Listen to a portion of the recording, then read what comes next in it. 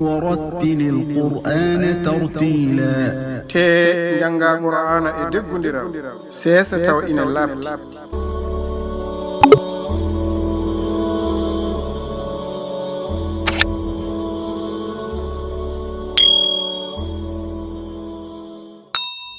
وقال الذين لا يرجون لقاءنا لولا أنزل علينا الملائكة أو نرى ربنا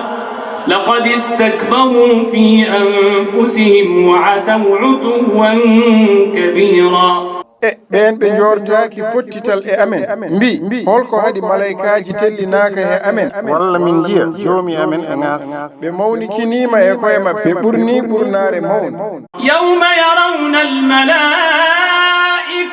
لا بشرى يومئذ للمجرمين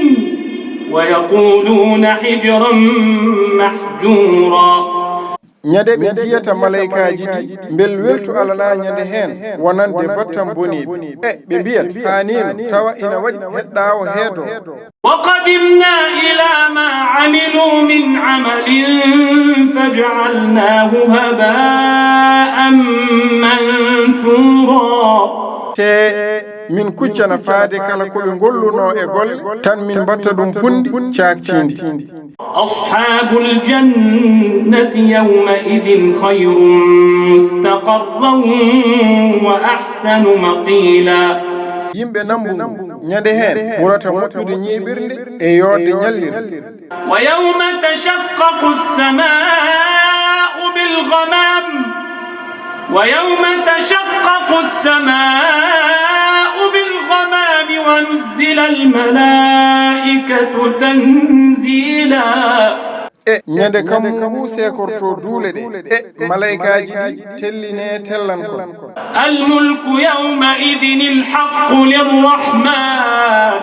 وكان يوما على الكافرين عسيرا ñande hen laamu gongira e gon wodani ko jurum dero e te wonata ko ñalgu sattum dow yedduɓe ɓe ويوم يعض الظالم على يديه يقول يا ليتني اتخذت مع الرسول سبيلا ete ko ɗum ñalmu toñɗo gattoto juuɗe mum wiya hanino tawa mi joguitinoma laamu wondude e ndulaɗo يا ويلتى ليتني لم أتخذ فلانا خليلا ويهيغا هانينو تاوامي جاغيرانو كاري سهل لقد أضلني عن الذكر بعد إذ جاءني وكان الشيطان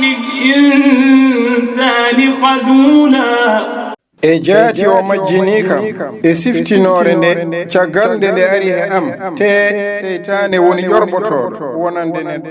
وقال الرسول يا رب إن قومي اتخذوا هذا القرآن مهجورا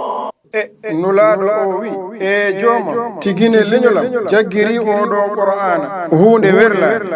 وكذلك جعلنا لكل نبي عدوا من المجرمين وكفى بربك هاديا ونصيرا ko hono ni min mbaɗani wonande kala anni gaño iwde e battam boniɓe ɓe e joomi tan yoni kandotoɗo paabotoɗo وقال الذين كفروا لولا نزل عليه القرآن جملة واحدة كذلك لنثبت به فؤادك ورتلناه ترتيلا ɓen yedduɓe ɓe mbi holko haɗi qur'ana tellinaka dow makko nde wotere tan ko hono noon beele amin mbawa huɓidirde ɗum ɓernde ma min jangi ɗum e deggodiral no haniri ولا يأتونك بمثل إلا جئناك بالحق وأحسن تفسيرا te ɓe gaddantama hayyeru so wona tan tawa min gaddanima e gonga facciro ɓurgo yodde الذين يحشرون على وجوههم إلى جهنم أولئك شر مكانا